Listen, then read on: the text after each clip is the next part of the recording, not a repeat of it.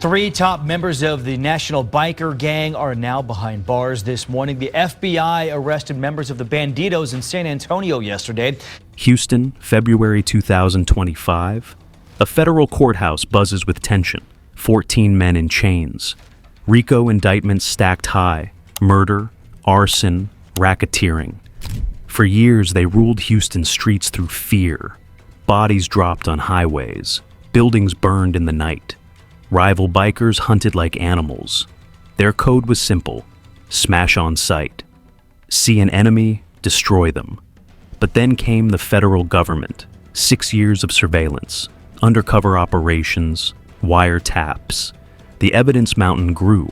Now the hunters have become the hunted. The most feared biker gang in Texas faces life behind bars. This is the story of how brotherhood became bloodshed, and how justice finally caught up.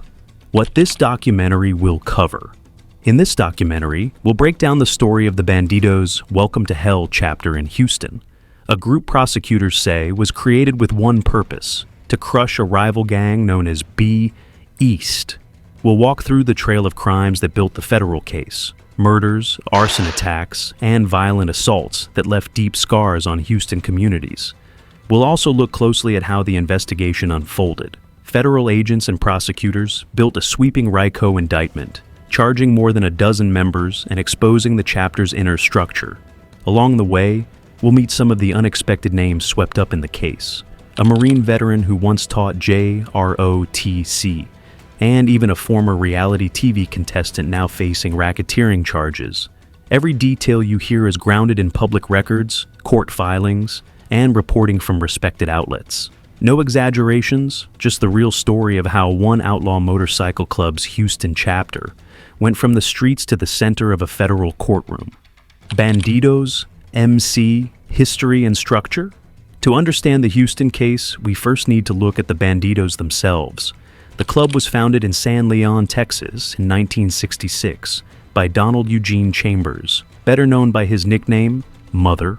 Chambers, a Marine veteran, wanted a brotherhood for men who felt shut out after Vietnam. What began as a local riding group soon grew into something much larger. Today, the Bandidos are one of the biggest outlaw motorcycle clubs in the world. Law enforcement estimates put their numbers between 2,000 and 2,500 members, with more than 300 chapters spread across 22 countries. Their colors, a red and gold patch featuring a pistol-carrying bandit, have become instantly recognizable in biker circles across the globe. But along with size came notoriety. The FBI and the Department of Justice both list the Bandidos as a serious organized crime group. Over the decades, investigations have tied them to drug trafficking, gun smuggling, arson, extortion, and violent attacks on rivals. Their reputation rivals that of the Hells Angels, with whom they've fought bloody turf wars in the United States and abroad. Inside the club, structure is everything. Each chapter has its own chain of command: a president, vice president, secretary, treasurer, sergeant-at-arms, and a road captain to manage runs. Below them are full patch members, probationary members, and prospects still proving themselves. Orders flow down from the top, and discipline is enforced without hesitation. This strict hierarchy is part of what makes the Bandidos so resilient. Leaders can coordinate actions across chapters, while prospects and associates carry out the grunt work, often absorbing the risks of criminal charges. To outsiders, the image may look like leather jackets and motorcycles.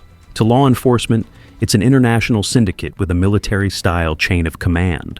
By the time federal prosecutors turned their eyes toward Houston's Welcome to Hell chapter, they weren't just dealing with a small group of bikers. They were confronting an arm of a global organization, one that has thrived for nearly 60 years by blending loyalty, intimidation, and violence. Formation of Welcome to Hell and turf war with B East. The Bandidos already had a long history in Texas, but prosecutors say the Houston area Welcome to Hell chapter was different. Based in Katy, it wasn't created just to ride together or expand territory. According to federal filings, this chapter was built with a single mission: take on and wipe out a rival crew known as BEAST. From its start, the club's marching orders were clear. Members were told to smash on sight, meaning that any time they crossed paths with rivals, violence was not only allowed, it was expected. That policy turned neighborhoods into battlegrounds. Attacks tied to the chapter included brutal beatings, targeted shootings, and arson meant to intimidate anyone standing with BEAST.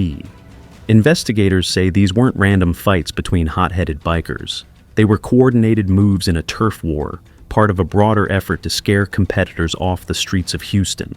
At the center of the chapter were two names that would soon dominate court filings. John "Big John" Pfeffer was identified as chapter president, the man prosecutors allege gave the orders and kept discipline. Alongside him was Darby 10-Round Hinojosa, the sergeant-at-arms, responsible for enforcing rules internally and leading members when violence broke out. Together, authorities argue they shaped Welcome to Hell into a strike force, more focused on confrontation than brotherhood. The feud with BEAST escalated quickly. Incidents spread from bars and parking lots to family neighborhoods. Properties linked to rivals were set ablaze. Members were ambushed on the street. And behind every strike, prosecutors claim, was a structure that encouraged escalation rather than restraint. For federal agents, these attacks painted a picture of a chapter operating less like a motorcycle club and more like a gang unit built for war. By the time indictments were filed, the Welcome to Hell chapter wasn't just accused of fighting a rival. It was accused of turning Houston into a staging ground for organized violence, one that could only be unraveled by a sweeping federal case. Crimes behind the indictment. In February 2025, the U.S. Department of Justice unsealed a sweeping indictment against the Welcome to Hell chapter. 14 members and associates were charged under federal RICO laws, accused of turning the Houston area into their battlefield. The charges stretched across murder, arson, firearms offenses, conspiracy, and a long list of violent acts meant to intimidate anyone who stood in their way. At the heart of the indictment were two killings. Prosecutors allege that, in 2021, David "Breakcheck" Vargas gunned down Michael Zimbrich, a rival caught in the crosshairs of the feud.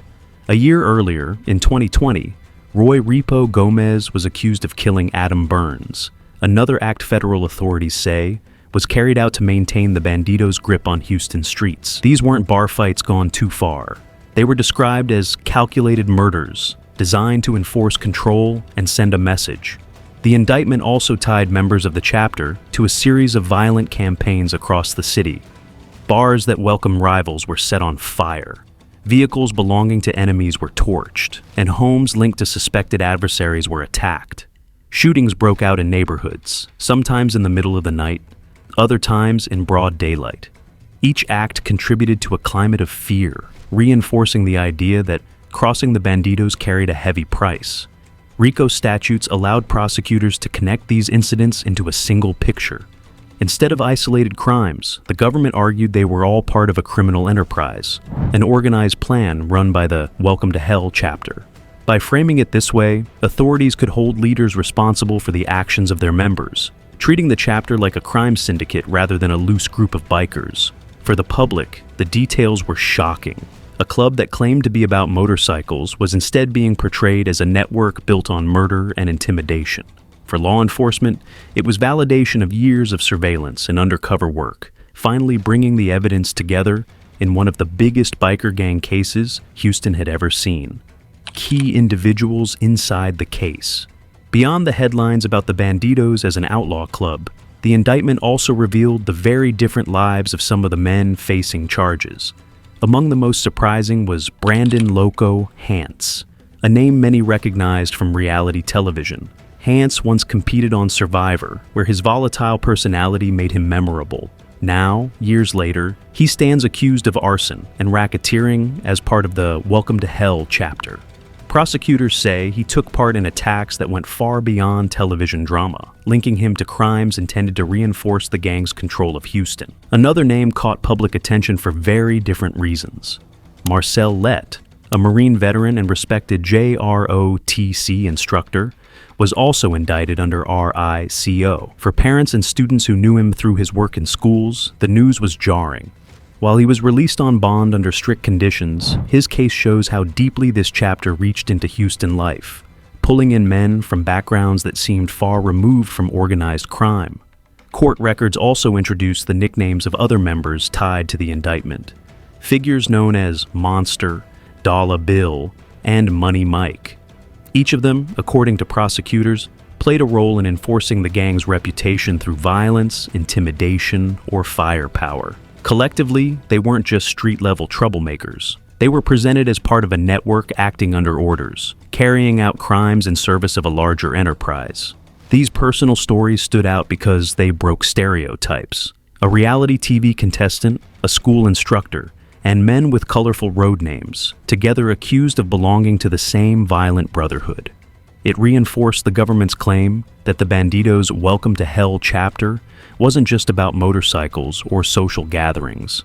It was about building a culture of loyalty so strong that people from all walks of life were willing to risk everything to be part of it. Legal and procedural fallout. Once the indictment was unsealed, the courtroom battles began almost immediately. Prosecutors argued that the 14 men tied to the Welcome to Hell chapter were too dangerous to be released before trial. They pointed to the history of violence, the weapons involved, and the ongoing turf war with rivals as reasons why every defendant should remain behind bars. Judges reviewed bond requests one by one, weighing whether any of the accused could safely live outside custody while the case moved forward. Two names drew the most attention: David Breakcheck Vargas and Roy Repo Gomez. Both were accused of carrying out murders for the chapter, killings that federal prosecutors said proved the gang's willingness to execute rivals in cold blood. Early on, there was speculation that the government might seek the death penalty against them, but by mid-2025, prosecutors announced they would not pursue capital punishment.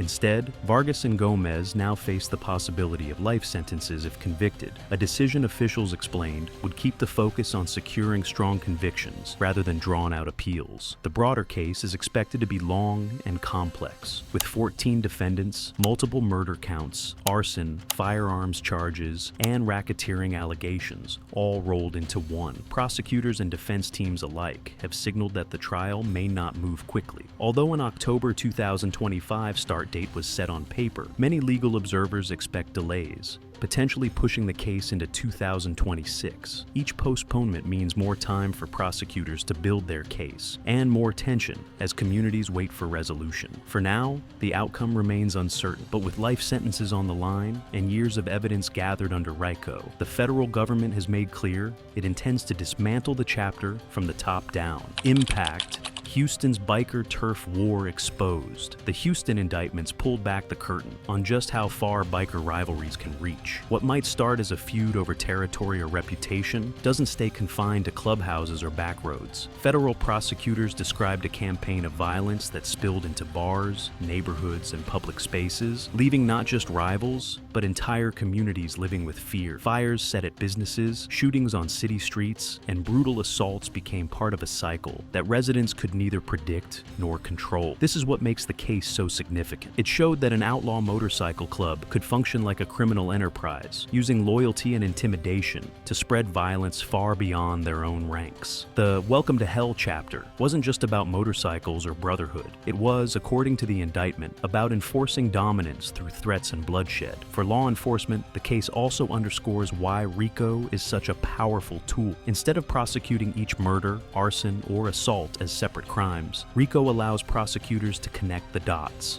to treat these incidents as pieces of a larger criminal scheme. By doing so, the law doesn't just target individuals caught in the act. It goes after the structure that enables the violence. That shift changes the balance of power, putting the entire organization under scrutiny rather than just the men wielding weapons. The impact in Houston is clear. With one indictment, the federal government signaled that it sees the biker turf war not as scattered crime, but as organized, sustained terror that demands a coordinated response. For communities caught in the middle, that recognition may be the first step toward real relief. Broader context of Bandidos' violence. The story unfolding in Houston is not an exception. It's part of a much longer history. Since their founding in the 1960s, the Bandidos have been linked to some of the most violent biker conflicts in the world. In the United States, law enforcement has tied chapters to shootings, kidnappings, drug trafficking, and even bombings. Abroad, especially in Europe and Australia, the Bandidos have fought bloody turf wars with the Hells Angels, leaving trails of dead and wounded in their wake. state. For the Department of Justice and the FBI, the group has long been classified as an outlaw motorcycle gang and a transnational criminal threat. Cases against their members have popped up in state courts and federal courts for decades. But what makes the Houston indictment different is its scale. Charging 14 members of a single chapter under RICO in one sweep is one of the most ambitious federal crackdowns in years. It sends a message not just to the Bandidos, but to all outlaw motorcycle clubs. When violence crosses from rivalry into organized terror, the government is ready to treat it as a criminal enterprise. Public and media reaction. The indictments against the Welcome to Hell chapter didn't just make headlines in Houston, they were covered across the country. News outlets described the Bandidos as more than an outlaw club, framing them as a paramilitary-style gang that carried out organized campaigns of intimidation and bloodshed. The image of leather-clad riders gave way to descriptions of a group operating like a criminal army, complete with hierarchy, discipline, and orders to attack rivals on sight. Local residents echoed those concerns. In neighborhoods where shootings, arson, or assaults had taken place, the charges confirmed what people had suspected for years, that a violent gang war was unfolding around them. Community members spoke of being caught in the middle, worried that the next bar fire or street ambush could claim innocent lives. Authorities were quick to frame the indictment as a turning point. Federal prosecutors and DOJ officials emphasized that the goal was not just punishment, but restoring peace to Houston's streets. They spoke of dismantling the structure that allowed the Bandidos to operate, promising that the charges marked the beginning of accountability for years of unchecked violence. Still, the damage to public confidence was real. The idea that one of the nation's largest cities had been a stage for organized biker warfare left residents unsettled. The trial ahead might bring justice, but for many in Houston, the scars of living under the threat of biker violence will not heal overnight. What comes next? The road ahead now moves into the courtroom.